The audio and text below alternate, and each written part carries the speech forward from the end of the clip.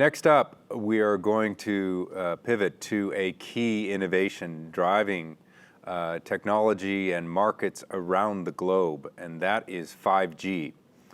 So please join me in welcoming Dr. Jian Fan, CTO of China Unicom Group. Take it away, Dr. Fan. Hi, everybody. My name is Jian Fan.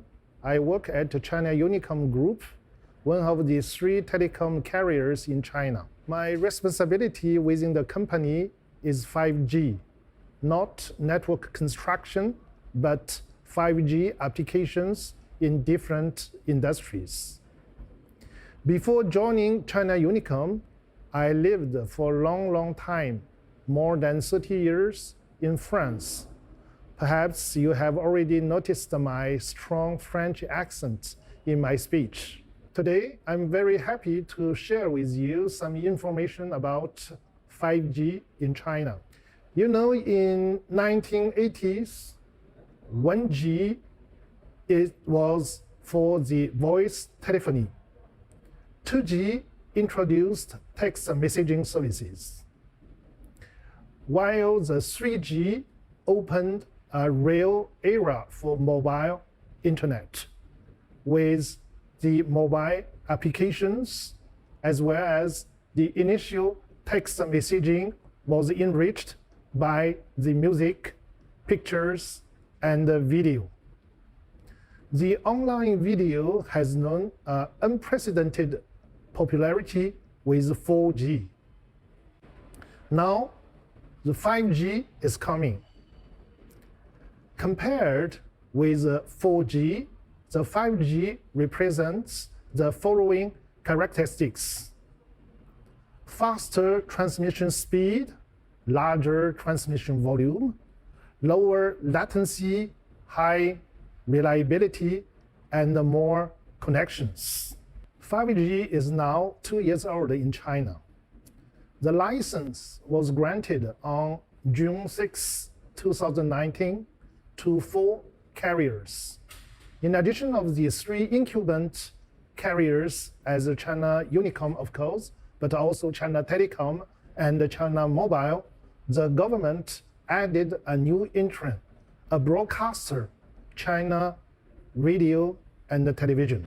China has built more than 819K 5G base stations, representing more than 17% of 5G base stations in the world, becomes the world's largest 5G network. According to Chinese Ministry of Industry and Information Statistics, more than 95% of base stations have been deployed in the public places. Only 5% have been installed on a private basis for industries. But the majority of 1,500 5G applications developed so far are private, just for business customers. So perhaps you will ask me, what are the basic use cases as the business applications? I would like to say there are 2 principal scenarios. The first one is the smart manufacturing, and the second one is the supply chain. In the smart manufacturing scenarios, we can mention the use cases as AR, VR glasses for remote assistance, augmented reality, virtual reality. Machine vision for quality control is another scenario. Remote control with wireless connections, as well as the unmanned driving and the smart automated guided vehicle for reconfigurable manufacturings are the smart manufacturing basic scenarios. For supply chain, collaboration between the different companies, the leading companies who provide the orders to the others can ask them to connect to the network platform and to provide the operational data or to use the shared services as ERP, math, logistics, etc.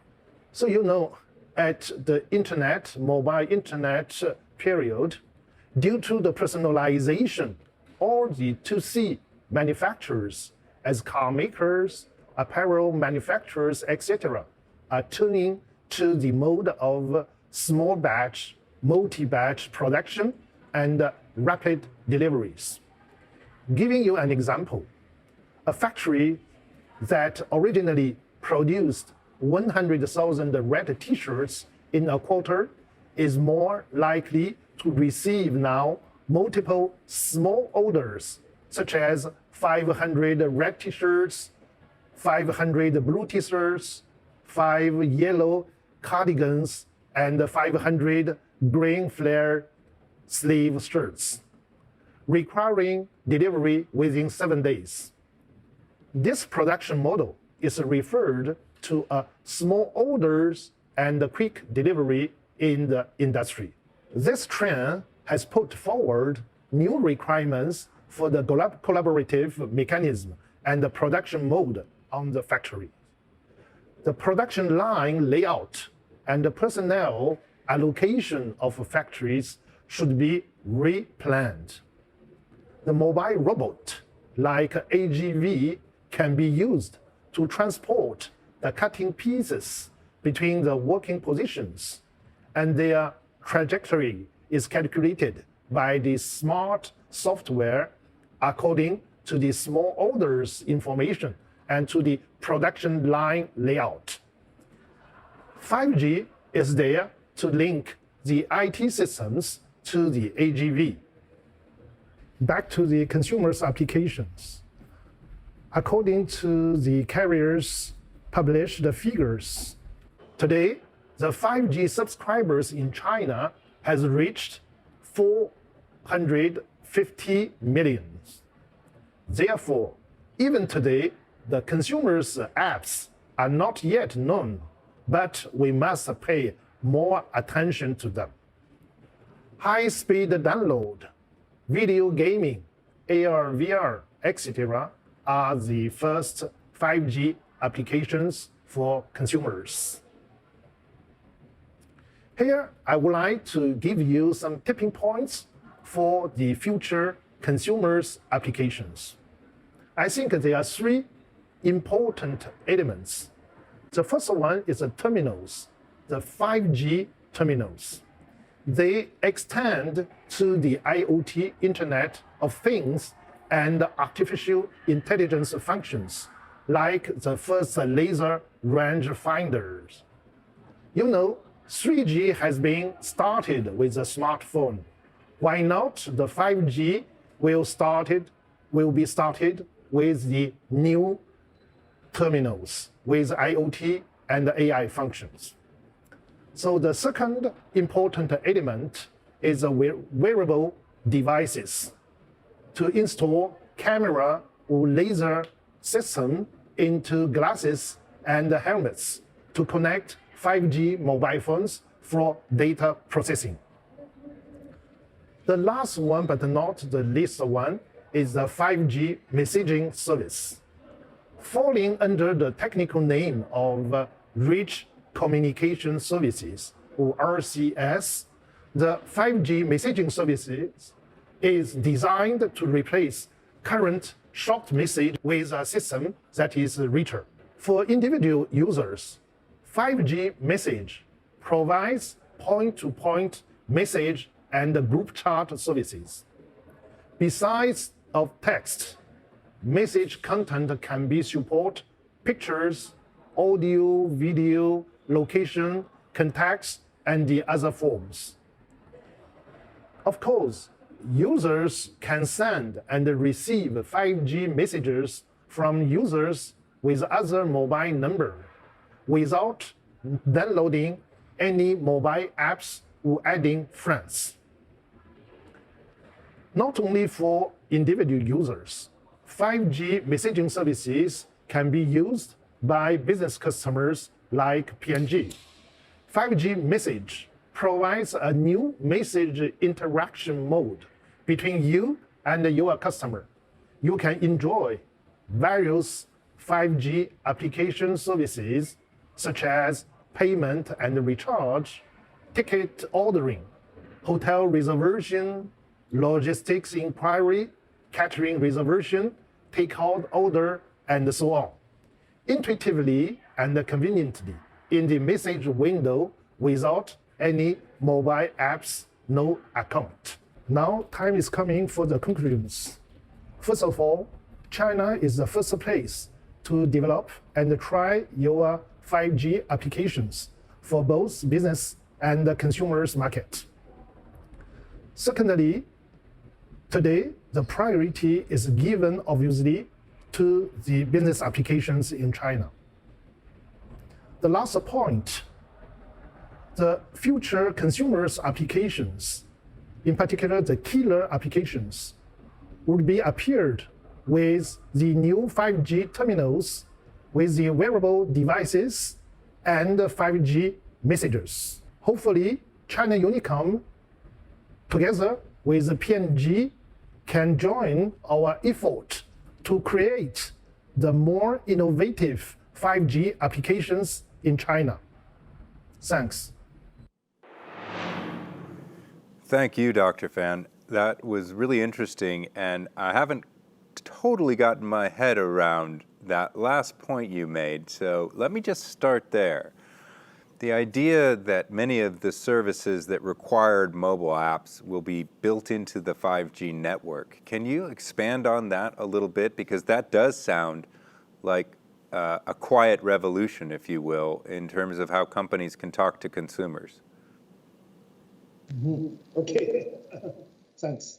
So even today, as I explained in my presentation, the large scale of 5G applications haven't been appeared yet, but we can predict some aspects of the consumer's behavior change, typically in the preference to the high definition video and pictures, to the AR/VR new experience, and to the connection and the interactions with the environment and the objects instead of persons.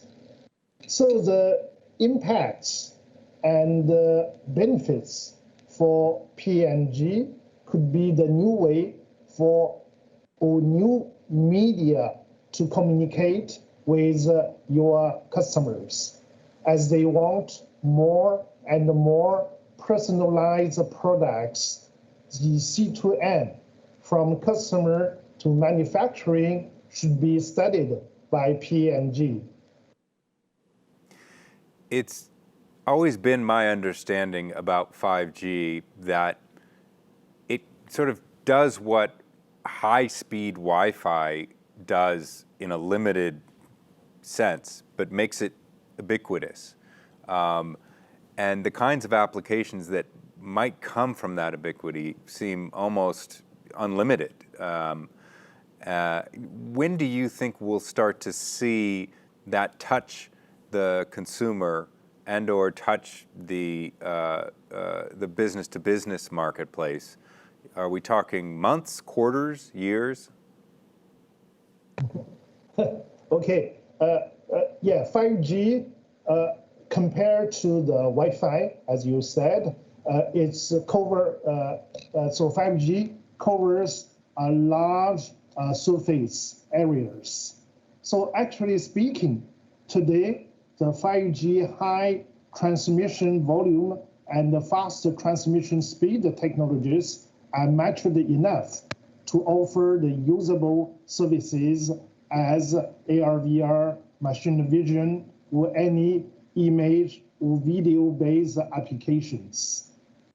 But due to the lack of the terminals and business models for the charging scheme, these first 5G applications are today almost exclusively concentrated for the business customers rather than the consumers.